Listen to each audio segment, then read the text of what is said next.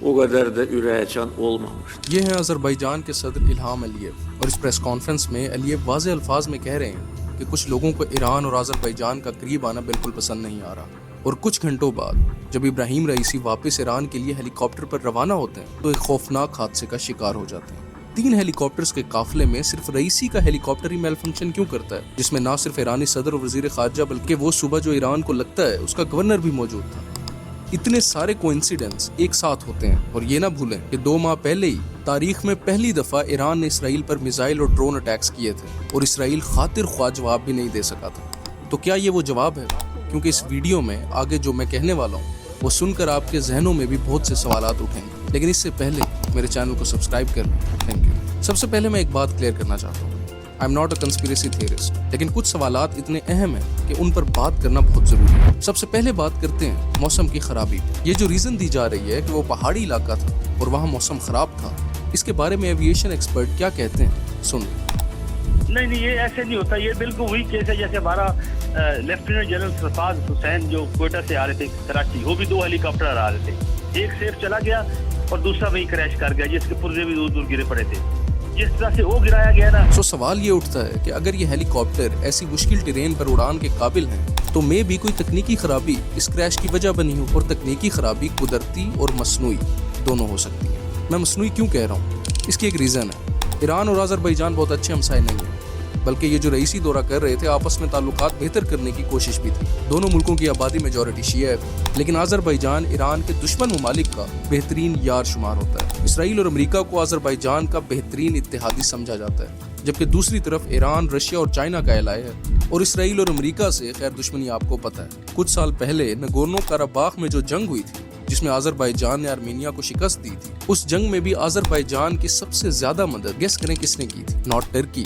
Not U S, بلکہ Israel. اور آذربائیجانی صدر علییو نے تو اسرائیل کو انٹیلیجنس اور ہتھیار مہیا کرنے پر شکریہ بھی ادا کیا تھا۔ مثلا یہ جو آپ فوٹیج دیکھ رہے ہیں یہ ایک اسرائیلی ڈرون ہے جو کہ آرمینین ٹارگٹس کو نشانہ بنا رہا ہے۔ جو میں کہنا چاہ رہا ہوں وہ یہ ہے کہ آذربائیجان میں اسرائیلی ایجنسی موساد کی موجودگی ڈھکی چھپی نہیں ہے، اور اسرائیل آذربائیجان میں اچھا خاصا انفلوئنس رکھتا ہے، اور یہی وجہ تھی کہ الہام علییو نے پریس کانفرنس میں کھلم کھلا کہا کہ کچھ طاقتوں کو ایرانی صدر کا دورہ آذربائیجان بالکل نہیں بھا رہا۔ ایک اور چیز میں آپ کو دکھانا چاہتا ہوں، 19 مئی کو جب ایران اور آذربائیجان ابھی ہیلی کاپٹر کی تلاش میں تھے تو کئی امریکی پبلیکیشنز نے خبریں چلائیں کہ امریکی عہدیداروں اور سیکیورٹی ذرائع کے مطابق ابراہیم رئیسی کو قتل کیا گیا یا اسیسینیٹ کیا گیا۔ بڑی عجیب بات ہے، ابھی نہ ہی ہیلی کاپٹر ملا تھا اور نہ ہی کنفرم ہوا تھا کہ ابراہیم رئیسی وفات پا چکے ہیں، لیکن سم ہاؤ امریکی عہدیداروں کو پہلے پتہ چل گیا کہ ایرانی صدر کو اسیسینیٹ کیا گیا۔ لیکن یہ بات بھی سچ ہے کہ ہم یقین سے صرف بیرونی طاقتوں پر انگلی نہیں اٹھا سکتے، ایران کے اندر موجود بااثر طاقتیں بھی رئیسی کے اثر و رسوخ سے ناخوش اور پریشان تھیں۔ ان طاقتوں میں سب سے زیادہ جو انگلیاں اٹھ رہی ہیں وہ ایران کے سپریم لیڈر آیت اللہ خمینی پر اٹھ رہی ہیں، اور اس کی وجہ کیونکہ 19 مئی تک ایران میں اگر کوئی سیکنڈ موسٹ پاورفل انسان تھا تو وہ اپنے عہدے اور اثر و رسوخ کی وجہ سے ابراہیم رئیسی تھے، اور ود ان ایران ہر کوئی جانتا تھا کہ نیکسٹ سپریم لیڈر رئیسی ہوں گے۔ لیکن علی خامنائی کے بیٹے سید مجتبیٰ حسینی خامنائی بھی اس دوڑ میں شامل تھے، اور قیاس یہ کیا جا رہا تھا کہ اگر ابراہیم رئیسی سپریم لیڈر نہیں بنتا تو خامنائی کے بیٹے ہی نیکسٹ سپریم لیڈر ہوں گے۔ لیکن سوال یہ اٹھتا ہے کہ ابراہیم رئیسی اتنے طاقتور کیسے تھے کہ ان کو خامنائی کے بیٹے پر ترجیح دی جاتی تھی؟ مختصراً رئیسی کے پاسٹ پر نظر صورتحال ہیں تاکہ آپ اس صورتحال کو اچھی طرح سمجھ سکیں۔ سال ہے 1988، ایران میں ابھی تک انقلاب کو 10 سال گزر جانے کے بعد بھی انتقام کی سیاست جاری ہے۔ آیت اللہ خمینی ایک فتویٰ جاری کرتے ہیں جس کے تحت وہ سیاسی قیدی جو کہ شاہ کے وفادار تھے یا پھر کمیونسٹ اور لیننسٹ نظریات رکھتے تھے اور ان کا پرچار بھی کرتے تھے، انہیں سزائے موت دے دی جاتی ہے، اور وجہ یہ بتائی جاتی ہے کہ یہ لوگ اللہ سے جنگ کر رہے تھے۔ خیر ایران کے 32 اہم شہروں میں عدالتی کمیٹیاں بنائی جاتی ہیں جن کا کام ان سزاؤں پر عمل درآمد کروانا ہوتا ہے۔ تہران میں جو کمیٹی بنتی ہے اس میں ایک نوجوان ممبر جس کی عمر محض 27 سال ہوتی ہے اپنی ذمہ داریاں بخوبی سر انجام دیتا ہے۔ اس ممبر کا نام تھا ابراہیم رئیسی۔ حسین علی منتظری جو کہ آیت اللہ خمینی کا قریبی دوست اور شاگرد بھی تھا، ان سزاؤں کے بالکل خلاف تھا، اور منتظری نے تہران میں کمیٹی کے ممبران سے اس کا کھل کر اظہار بھی کیا اور کہا کہ اسلامی جمہوریہ کی تاریخ کا یہ سب سے بڑا جرم تصور کیا جائے گا جو کہ تمہارے ہاتھوں سے سرزد ہو رہا ہے۔ خیر 4 سے 5 ہزار لوگ لقمہ اجل بنے اور منتظری نے بھی 1999 میں استعفیٰ دے دیا۔ 10 ہفتے بعد آیت اللہ خمینی بھی وفات پا گئے اور پھر علی خامنائی کو ایران کا سپریم لیڈر مقرر کیا گیا۔ ان ایگزیکیوشنز کی وجہ سے ابراہیم رئیسی کو ایک لقب بھی دیا گیا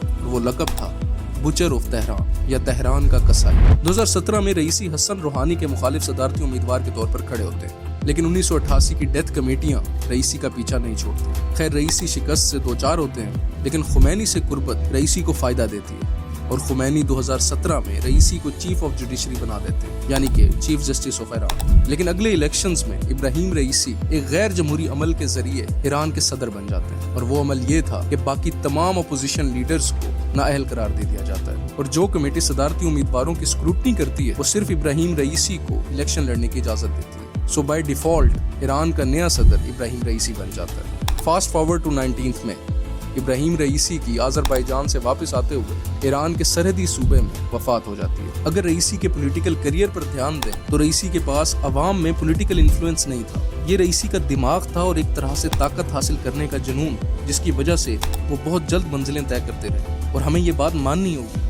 कि जिस तरह का हार्ड लाइनर बनाकर उन्हें पेश किया जाता था, दौरे पाकिस्तान और दौरे आज़रबाईजान साबित करता है कि ही हैड अ विजन। ऐसा नहीं था कि वो कोई मामूली सी कठपुतली थे। He had his own priorities. और मे बी ईरान की मजहबी इस्टेब्लिशमेंट को ये बात पसंद नहीं थी। इसके अलावा ईरान ये अफोर्ड नहीं कर सकता था कि अवाम अपनी मर्जी से किसी को चुने, क्योंकि मैंने आपको पहले भी बताया है कि रईसी का अपना इलेक्शन भी काफी दागदार था, और ईरानी आइन के मुताबिक अगले 50 दिनों में जो इलेक्शन होना है उसके बाद भी कोई ऐसा शख्स लाया जाएगा जो कि अपनी सोच ना रखता हो। सो ईरान की पॉलिसी कमो पेश वही रहेगी जो खामनाई चाहते हैं, और नए सदर मोहम्मद मुखबिर जो कि रईसी के नायब सदर थे, खामनाई और उनके फर्जंद की ख्वाहिशात को मलूज़े खातिर रखे। बट वी कैन इजली से कि 19 मई को ईरानी सदर के साथ जो हुआ ये इत्तफाक कम और साजिश ज़्यादा लगती है। अगर आपको ये वीडियो पसंद आई हो तो इसे लाइक करें और मेरे चैनल को सब्सक्राइब करें। शुक्रिया।